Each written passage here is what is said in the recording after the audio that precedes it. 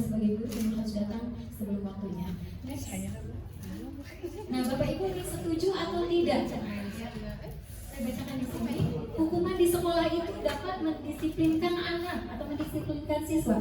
Kalau Bapak Ibu setuju, tetap duduk. Kalau tidak setuju, berdiri. Kayaknya biar Bapak bisa duduk terus ya. So, ya. Yang pertama, hukuman di sekolah dapat mendisiplinkan anak. Setuju atau tidak setuju? Kalau tidak setuju, berdiri. Kalau tidak setuju, berdiri. Kalau setuju, duduk. Kalau tidak setuju, berdiri. Hukuman di sekolah dapat mendisiplinkan anak. Kalau setuju, duduk. Kalau tidak setuju, berdiri. Hukuman itu bisa mendisiplinkan, betul tidak? Ini ada yang berdiri, ada perwakilan yang berdiri deh.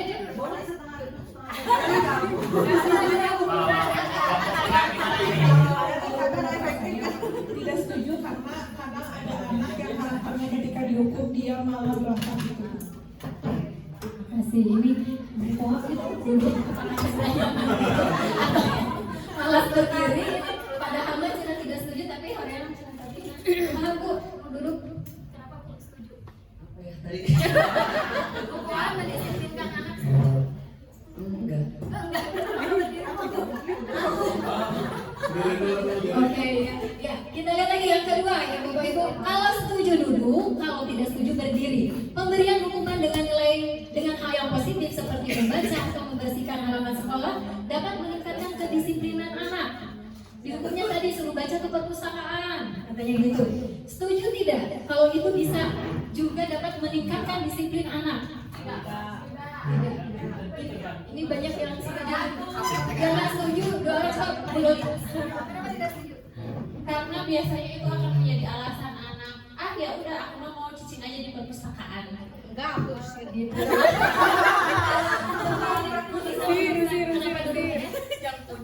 Jujur aja selain nyaman. Tapi tergantung yang nyamannya dalam bentuk apa. Ya disuruh membaca, kalau menurut saya sih nggak apa-apa. Karena anak ada juga anak yang memang harus dipaksa gitu. Jadi dia udah nyaman kayak Nisa, udah nyaman duduk gitu. Tapi sometimes memang harus dipaksa. Selama itu dipaksa dengan hal yang baik, sama kelamaan nanti tadi kebiasaan-kebiasaan karena mereka bisa menjadikan suatu budaya kan gitu. Jadi ya memang harus dipaksa. Jadi yang penting hukuman yang baik kalau menurut saya gitu. Karena membaca baik jadi dia setuju ya, bisa mendisiplinkan. Ya, yang ketiga, memberi penghargaan dapat meningkatkan motivasi belajar anak. Kasih penghargaan. Setuju semua ini? Ada yang berdiri sendiri, berani berdiri sendiri. Menganggap Arif kenapa tidak setuju?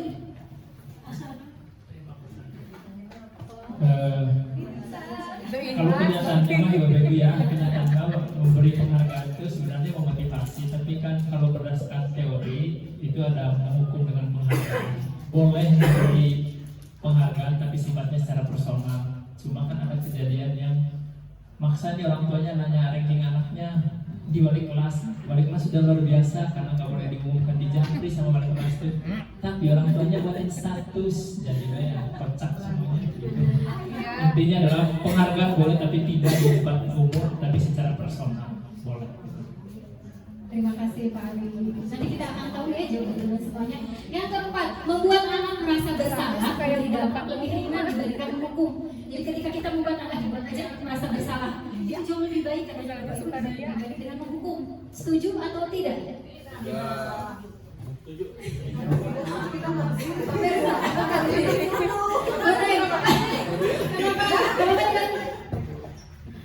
Ya baik, menurut saya sih kurang setuju ya, karena anak menjadi model karena membuat rasa bersalah ini kan, wah saya ini yang saya lakukan ini ternyata begini ya, saya menyakiti orang lain. Terima kasih Bu Nesya. Oke Bapak Ibu, keluar dari zona nyaman. Saya perlu 3 orang laki-laki dan 3 orang perempuan. Yang laki-laki di sini bertiga. Ada Pak Sutana, silakan berdiri di sini. Kemudian Pak Arif dan Pak Hendra, mohon sebentar berdiri di sini. 3 orang di sini, di depan sini. Kemudian yang perempuannya Bu Erni, kemudian Bu Isna, dengan satu lagi Bu Is. Ya, tidak. Oke. Bapak gitu ya. Ada hukuman, ada konsekuensi, dan ada yang terakhir adalah restitusi. Saya akan berikan satu lembar kertas yang berisi tulisan. Silakan pasangkan tulisannya dengan pasangan yang benar. Ya, bukan lihat yang membawanya ya Bapak Ibu, atau bukan lihat yang memegang kertasnya, tapi tulisannya.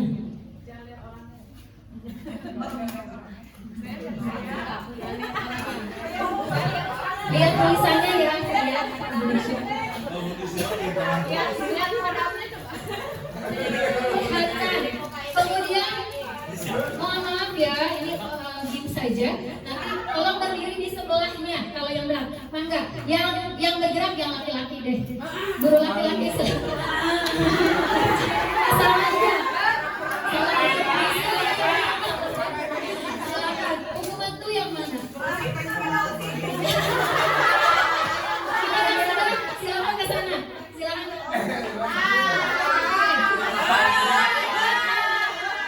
Silakan di sini. Tentang hukuman. Lihatkan ke teman-temannya. Oke, gue lihatkan. Kemudian yang di sini, Pak Arif di sini dulu ya, Pak Arif. Tentang konsekuensi. Pasangannya siapa Pak Arif?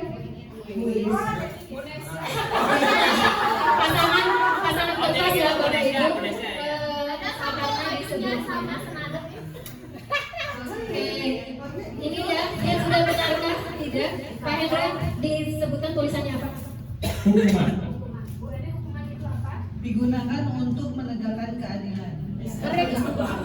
Ada balik ke belakang. Ya, hukuman itu Bapak Ibu dengarkan ini ya, digunakan untuk menegakkan keadilan, gitu ya. Kemudian Pak Arif ada tulisan apa di kertasnya? Konsekuensi. Konsekuensi itu apa? Membantu siswa untuk belajar dari tindakan mereka sendiri. Ya, kalau konsekuensi membantu siswa belajar dari tindakannya sendiri, gitu ya. Dan yang terakhir, Restitusi. apa itu restitusi Bu Risma? Dapat memperkuat nilai tanggung jawab serta pemulihan. Jadi dengan restitusi itu bisa memperkuat ya tanggung jawabnya dan bisa memulihkan anak yang gagal bisa menjadi anak yang sukses. Ini sudah betul semua. Apa sudah semuanya? Terima kasih Bapak Ibu. Indonesia maaf ya.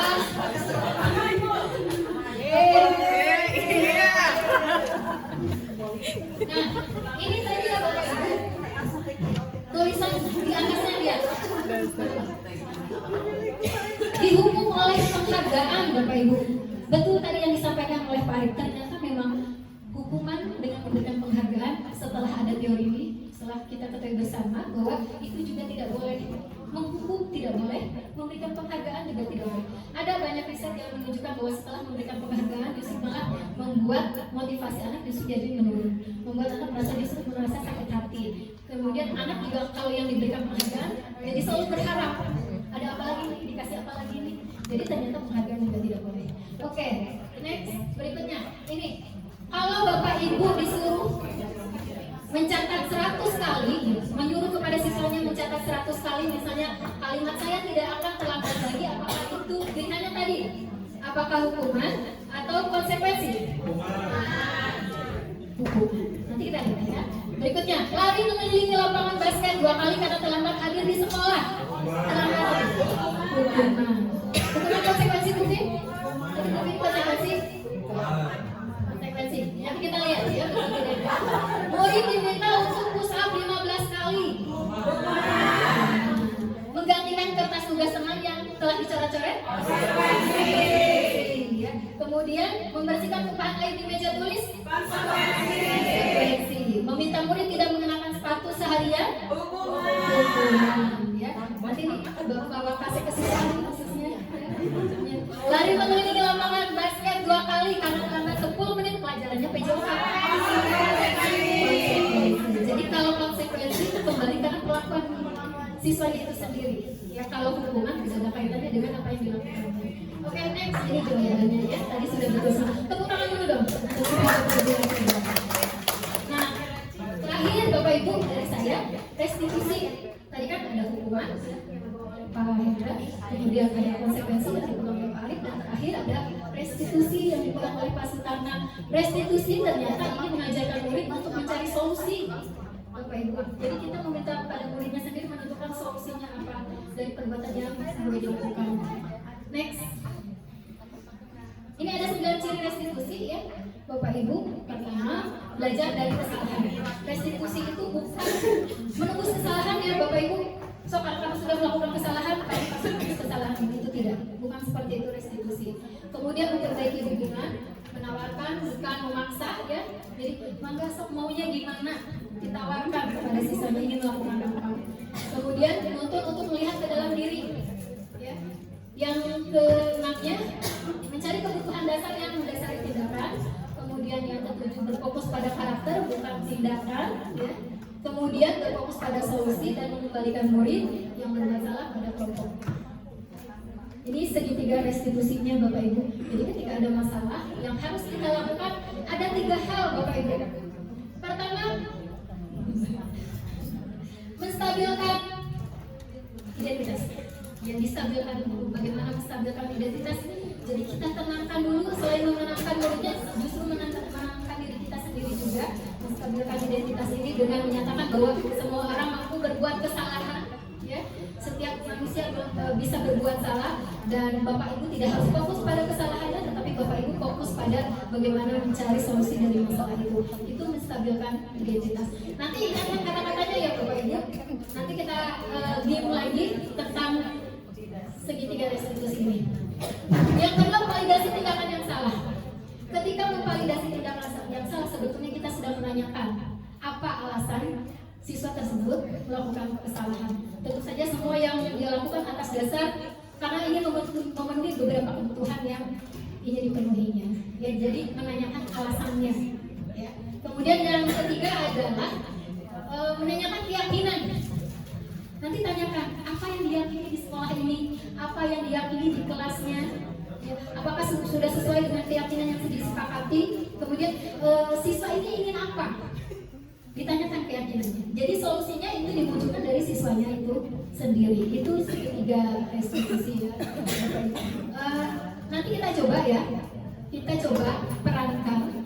Misalnya nanti barisan yang ini yang menstabilkan identitas. Ya. Kemudian yang duduk di meja ini bagian validasi tindakan yang salah. Ya, yang paling belakang, tim yang paling belakang itu nanti bagian yang menyatakan, menanyakan keyakinan. Yang melakukan kesalahannya adalah saya. Ya, saya tidak melakukan piket di kelas. Ya, silakan Bapak ini akan bicara apa kepada saya?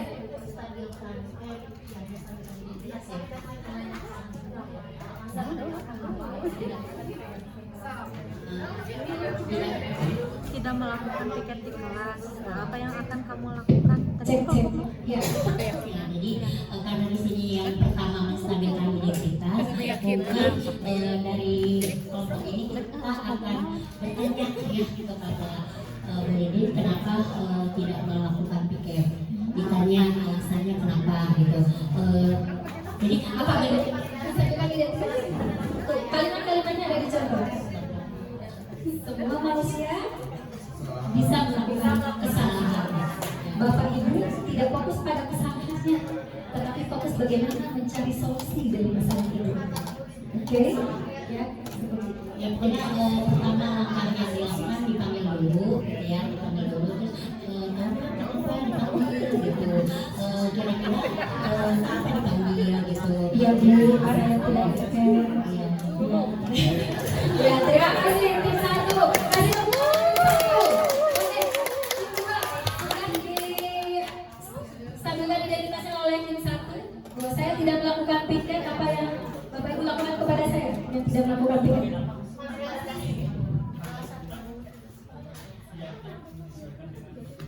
Ya Bu, saya tidak piket.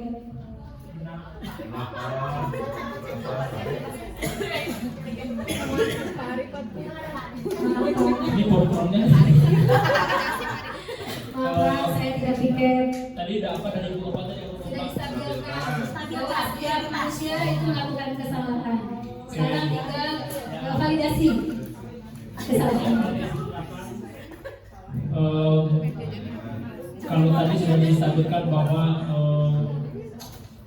Setiap manusia oh ya, setiap orang sudah pernah melakukan dengan penjelasan itu sebaiknya anak itu dia akan memberikan penjelasan Bapak bahwa kasih tahu aja ke saya yang tidak ibu materi.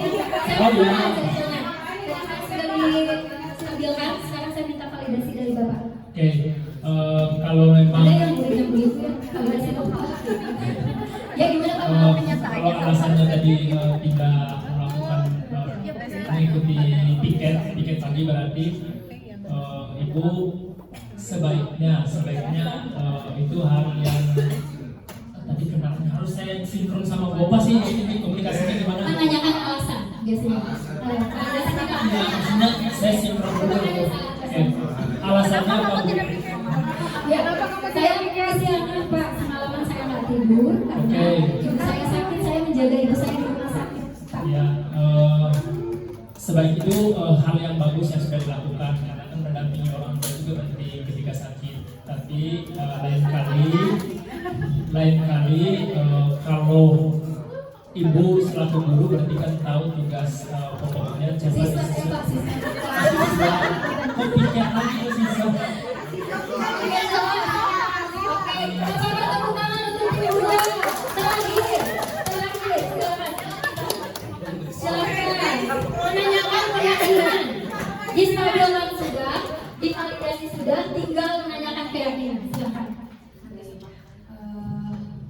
Apakah sudah sesuai nih apa yang sudah dilakukan ini dengan keyakinan kita? Gitu kan kita sudah buat keyakinan kita. Apakah sudah sesuai? Tidak dulu, saya sudah mengambil keyakinan kelas yang sudah disepakati. Oke, kira-kira keyakinan apa yang belum kamu penuhi?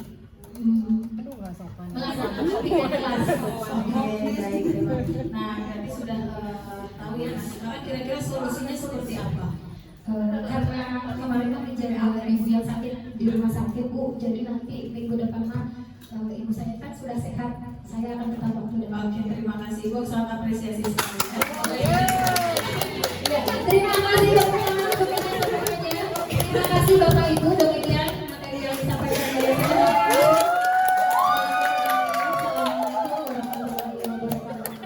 Saya kembalikan kepada moderator. Moderator.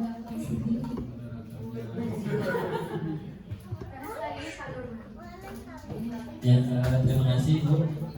Selanjutnya Bapak Ibu izin untuk menyampaikan terkait dengan keyakinan kelas ya, keyakinan sekolah, yang mana memang keyakinan kelas ini masuk pada disiplin positif dan sangat penting. Apa tujuannya? Tujuannya itu agar pembelajaran itu lebih terarah dan kondusif, sehingga anak ketika melakukan keyakinan kelas itu atas dasar dari tanggung jawab, bukan dari perintah gitu. Nah, selanjutnya keyakinan kelas ini ada guru, ada siswa. Nah, guru berperan dalam mewujudkan terbentuknya keyakinan kelas atau kelas dengan adanya kesepakatan antara guru dan murid. Biasanya guru itu akan membimbing kepada peserta didiknya seperti apa sih kesepakatan yang akan kita sepakati, sehingga nanti mulai muncul nilai-nilai kebajikan dan nanti kita akan coba praktikkan bagaimana membuat kesepakatan kelas yang sesuai, karena ada 5 tahap dalam membuat keyakinan kelas. Selanjutnya, bahwa keyakinan sekolah atau kelas berupa pernyataan-pernyataan universal yang mudah diingat dan dipahami dan harus diterapkan di lingkungan sekolah. Jadi kesepakatan itu regionalnya ada sekolah, ada kelas. Jadi kelas itu merupakan sub regional dari kesepakatan sekolah. Jadi kalau sekolah itu biasanya dirumuskan oleh Bapak Ibu Dewan Guru beserta dengan siswa. Nah, kalau keyakinan kelas itu hanya dengan guru mapel dan siswa pada saat pembelajaran saja. Nah, ini merupakan contoh keyakinan kelas yang mungkin Bapak Ibu juga sudah laksanakan di kelas. Tapi apakah sudah sesuai dengan 5 cara gitu ya, atau 5 tahap membuat keyakinan kelas? Di sini contohnya ada keyakinan kelas 9C, ini ambil dari Google ya Bapak Ibu sebagai contoh saja. Nah, kemudian ada aktivitas membentuk keyakinan kelas, yaitu 5. Pertama, menggali peraturan yang perlu disepakati di kelas. Biasanya ini kita tawarkan kepada peserta didik secara random saja. Kira-kira apa sih yang akan kita sepakati? Itu anak-anak bebas untuk mengungkapkan. Boleh kata kalimat positif, boleh kalimat negatif. Nah, yang kedua itu mengubah peraturan yang sudah dibuat sesuatu dengan kalimat positif. Misalnya ada kata jangan itu dirubah jadi positif. Tidak boleh atau dilarang dirubah menjadi kalimat positif. Yang ketiga, menyarikan peraturan yang telah dibuat menjadi nilai kebajikan atau keyakinan. Karena dalam modul itu ada nilai-nilai kebajikan. Ada Indonesian value, kemudian ada banyak lah pokoknya ya, ada P5 dan seterusnya. Nah, keempat, ada kegiatan pendalaman keyakinan kelas tampak seperti atau tidak tampak seperti. Jadi ini merupakan distorsi ya antara dengan ayat positif dengan yang negatif gitu. Kebalikannya. Nah, selanjutnya kegiatan pendalaman keyakinan kelas itu tugas saya dan tugas kamu. Jadi nanti dibagi, kalau yang jangan berisik tugas kamu atau tugas saya, misalnya kata gurunya gitu ya. Kalau tugas guru Pak, berarti saya nggak boleh ngomong kalau gitu kan ya, nggak boleh berisik kan gitu. Nah, ini mari kita mencoba memperhatikan ya Bapak Ibu. Yang pertama adalah menggali peraturan-peraturan yang perlu disepakati. Misalnya di kelas itu ada yang usul, Pak jangan buang sampah sembarangan. Kemudian Pak tidak boleh mengobrol ketika belajar. Pak tidak boleh keluar kelas tanpa izin. Nah, ini merupakan aspirasi dari peserta didik atau dari siswa. Kalimatnya bebas. Bahkan mungkin bisa 10 atau 15, tapi saya menyarikan 3 karena dibujang tinggalnya gitu ya. Jadi hanya 3 saja. Nah, setelah dibuat, kemudian kita masuk kepada tahap kedua, mengubah peraturan yang dibuat menjadi kalimat positif. Tadi yang pertama itu jangan buang sampah sembarangan. Karena ada kata jangan, berarti itu adalah kalimat negatif. Sehingga dirubah kalimatnya menjadi kalimat positif. Contohnya adalah membuang sampah pada tempatnya. Kemudian yang kedua misalnya jangan berisik ketika belajar. Itu juga kalimat negatif. Tapi ketika dirubah pada kalimat positif menjadi berbicara ketika dipersilahkan. Jadi misalnya dewan Bapak guru mempersilahkan, silakan nak berbicara. Nah, itu baru boleh. Yang terakhir adalah tadi tidak boleh keluar kelas tanpa izin. Jadi keluar kelas ketika diizinkan. Jadi kita membuat sebuah kalimat yang positif gitu. Nah, kita masuk kepada yang ketiga, menyarikan peraturan yang sudah dibuat menjadi nilai kebajikan. Kira-kira menurut Bapak Ibu, kalau misalnya kita membuang sampah pada tempatnya, nilai kebajikan apa yang ada? Apakah tanggung jawab? Apakah mandiri atau gotong royong atau kebersihan atau apalagi Bu nilai kebajikan itu? Kira-kira apa nih? Membuang sampah pada tempatnya. Nilai keyakinannya apa? Tanggung jawab. Nah, maka nanti ditulis nomor 1 Bu, bisa dibantu. Nomor 1 berarti tanggung jawab. Ya, nomor 1 tanggung jawab. Kemudian yang kedua, tadi itu tidak boleh berisik atau berbicara ketika diizinkan, ketika dipersilakan. Kira-kira nilai kebajikannya apa? Menghargai, betul ya. Jadi nilai kebajikannya adalah menghargai. Artinya ketika guru berbicara, siswa diam. Ketika siswa dipersilakan berbicara, guru diam. Di sana ada satu interaksi, satu koneksi yang bagus. Kemudian yang terakhir adalah keluar kelas ketika diizinkan. Kira-kira apa nih kebajikannya? Kesopanan, disiplin. Oke, disiplin ya, baik, bagus ya, disiplin. Jadi menyarikan peraturan itu seperti itu Bapak Ibu. Jadi ketika kesepakatan kelas yang sudah kita buat dicarikan ke nilai kebajikannya, begitu. Next, keempat, kegiatan pendalaman kelas tampak seperti atau tidak seperti. Tadi tampak seperti yang pertama adalah membuang sampah pada tempatnya. Yang tidak tampak sepertinya bagaimana redaksinya? Buang sampah sembarangan. Kebalikannya. Jadi anak itu disetting supaya dia paham betul kalimat positif itu buang sampah pada tempatnya, tetapi juga di sana ada tidak tampak seperti, artinya membuang sampah sembarangan. Jadi ada kebalikannya. Kemudian yang kedua tadi adalah berbicara ketika dipersilahkan. Tidak tampak sepertinya bagaimana? Kira-kira berbicara ketika dipersilahkan. berisik atau berbicara kapan saja, gitu ya. Berbicara kapan saja. Nah, itu. Kemudian yang terakhir, yang ketiga, keluar kelas jika diizinkan. Kira-kira tidak tampak seperti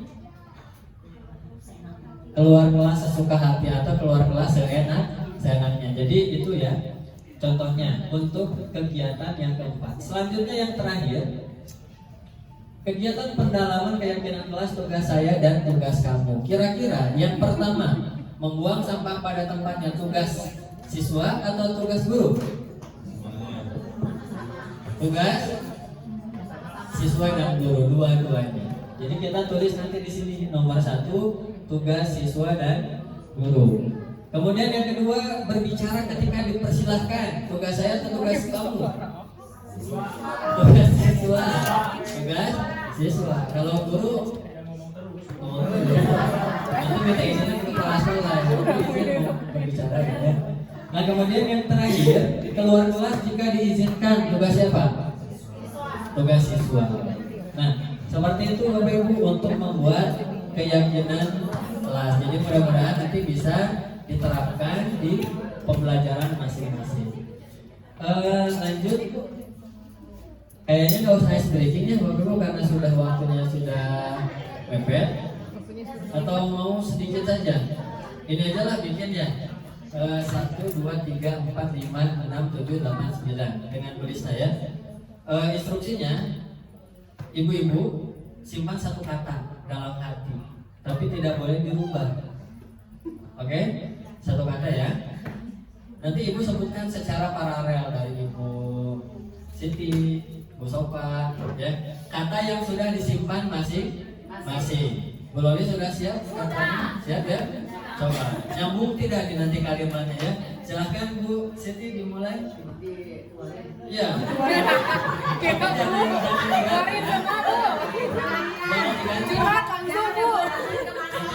Sopa gara-gara katanya itu terus Bu kuliah diganti gitu. Jangan. Jadi harus apa yang ada di dalam hati. 1, 2, 3.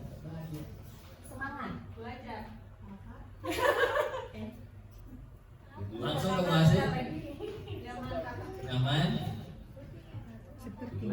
Satu kata ngantuk, bersih. Jadi tidak membuat satu kalimat ya. Jadi ini tidak nyambung semua. Baik. Harusnya tadi sebenarnya ada kata kerja dan kata bendam ya. Jadi itu bisa agak nyambung. Maafkan instrukturnya tidak ini ya. Kurang gitu ya. Oh sekali lagi aja ya.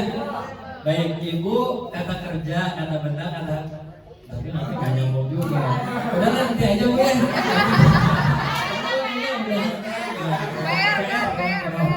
Terima kasih Bapak Ibu atas perhatiannya. Silakan dilanjutkan kepada Ibu Windy ya, silakan. Ya. Terima kasih Bapak Ibu. Kemudian saya akan lanjutkan mengenai kebutuhan dasar manusia. Nah, dalam melakukan sesuatu pasti ada alasannya dalam melakukan sesuatu ya. Dan salah satunya adalah kebutuhan dasar manusia, kebutuhan yang kita butuhkan dalam melakukan sesuatu gitu ya. Nah, kebutuhan dasar manusia ini ketika seorang murid melakukan sesuatu perbuatan yang bertentangan dengan nilai kebajikan atau melanggar, sebenarnya dikarenakan mereka gagal memenuhi kebutuhan mereka sendiri. Nah, menurut Abraham Maslow bahwasannya Abraham Maslow ini adalah psikolog pendiri aliran humanistik yang terkenal di Rusia pada tahun 19 sekian.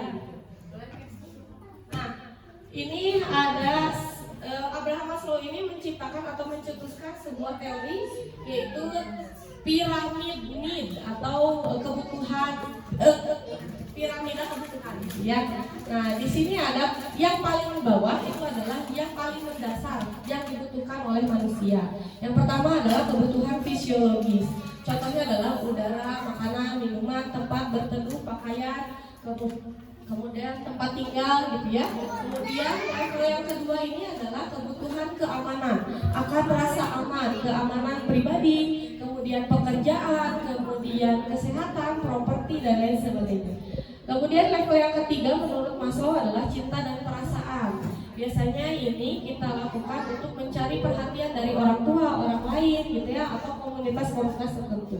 Kemudian yang keempat adalah kebutuhan dihargai atau perasaan, pencapaian, dan lain sebagainya gitu ya.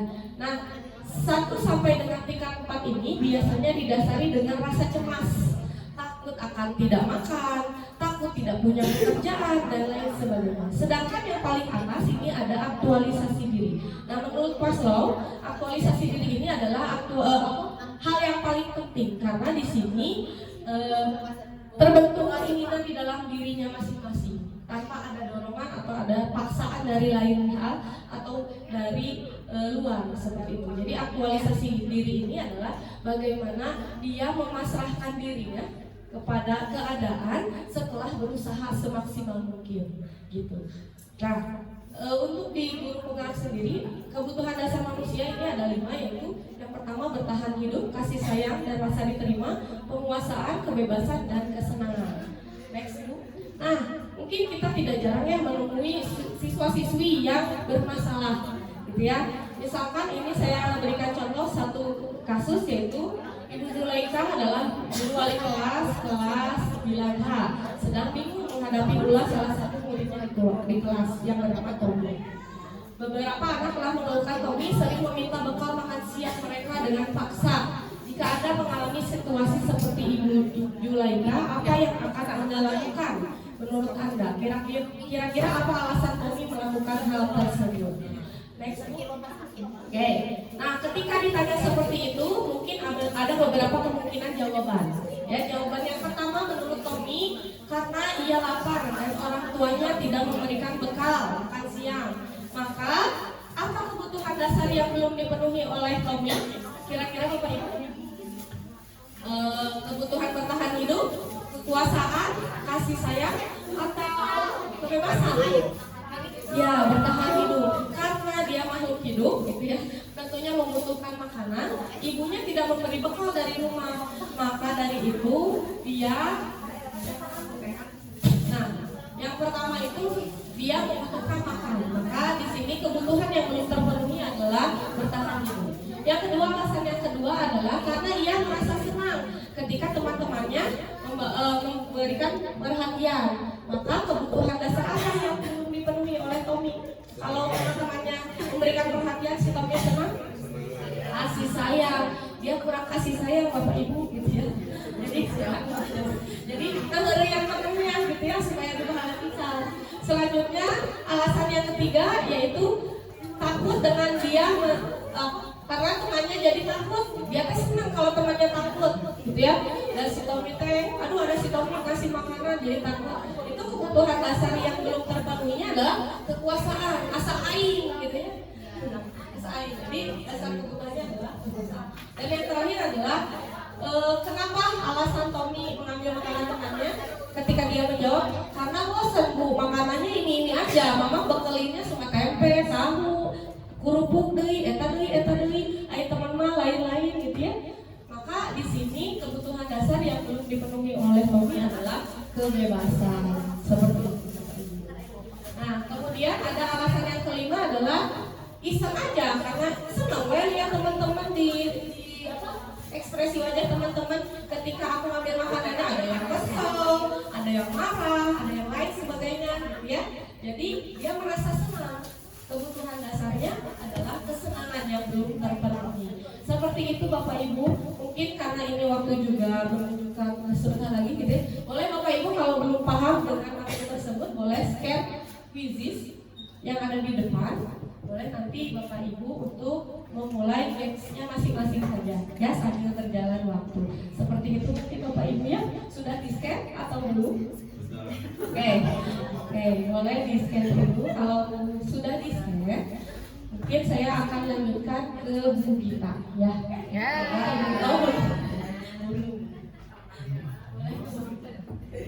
Ya, kembali. Bapak Ibu mohon maaf ini sedikit saja. Sebenarnya ini sudah dipaparkan berkali-kali oleh teman-teman yang lain. Tadinya saya akan mengutarakan sebuah video, tapi rasanya itu sudah beberapa kali juga Bapak Ibu simak ya, tentang posisi kontrol restitusi. Ya, tentunya dalam melakukan atau membudayakan budaya positif ini atau mendisiplinkan siswa ini, kita itu berperan sebagai kontrol ya, sebagai kontrol. Nah, ini ada 5 peran kita. Yang pertama itu guru sebagai penghukum, kemudian guru sebagai pembuat merasa bersalah, guru sebagai teman, guru sebagai pemantau, dan guru sebagai manajer. Next saja. Next aja. Nah, kalau misalnya guru sebagai penghukum, contohnya seperti apa Bapak Ibu? Ada yang bisa membuatkan contoh, Bu Loli? Guru sebagai penghukum. Guru sebagai penghukum contohnya adalah ketika tidak mengerjakan PR, maka anaknya disuruh untuk lari keliling lapangan.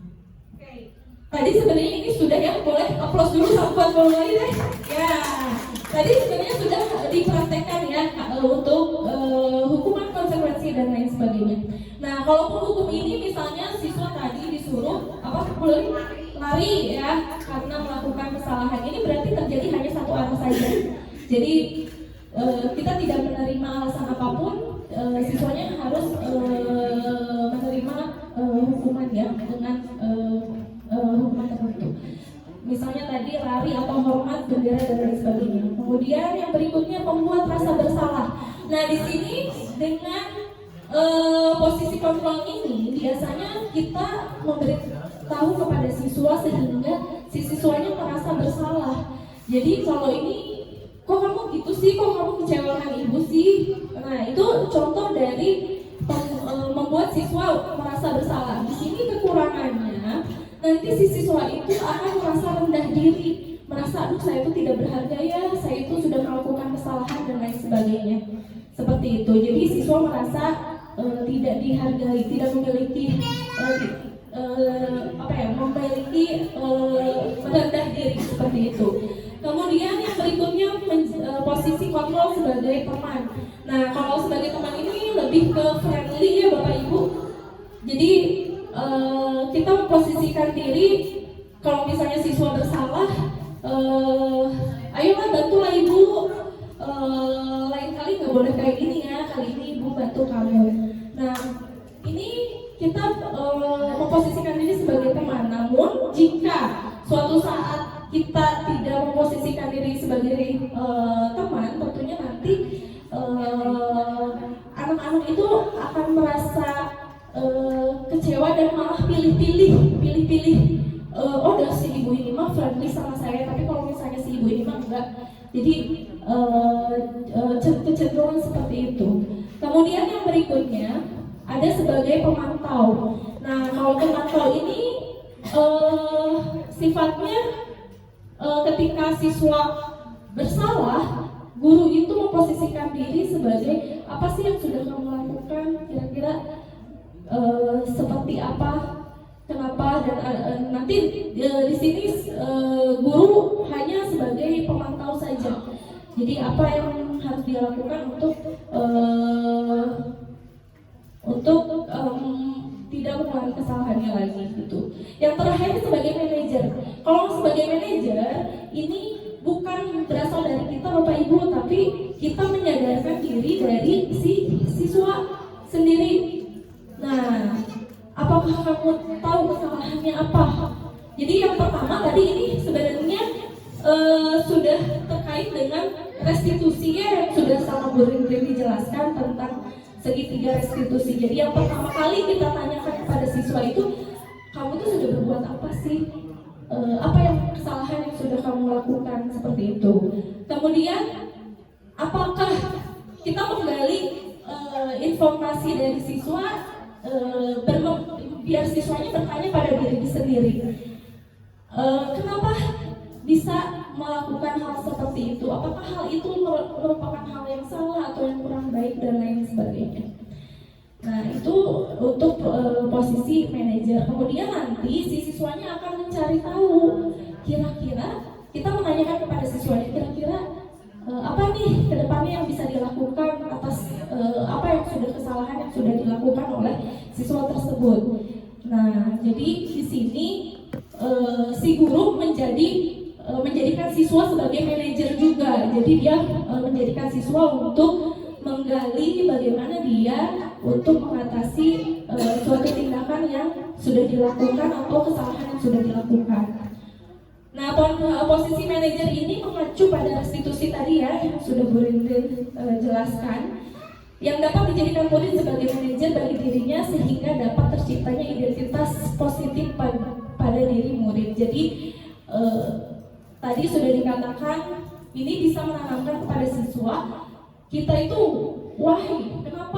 kenapa harus mengerjakan itu, kenapa harus datang tepat waktu, kenapa harus menghargai teman dan lain sebagainya. Jadi siswa itu menyadari pada dirinya apa yang menjadi alasan kita harus melakukan hal-hal tertentu dan apa saja sih konsekuensinya, atau misalnya keburukan yang nanti akan kita dapatkan atau dampaknya yang akan kita dapatkan jika kita berperilaku menyimpang dan lain sebagainya, seperti itu.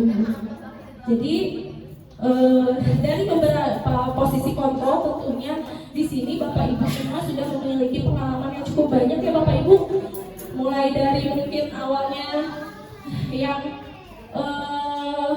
memposisikan diri sebagai teman dan lain sebagainya, tapi ternyata yang lebih efektif itu adalah posisi kontrol restitusi, yaitu sebagai manajer ya. Jadi biar nanti kita tumbuhkan lagi motivasi di dalam diri anak, ditumbuhkan lagi kenapa, why you, kenapa harus seperti itu, kenapa dan ya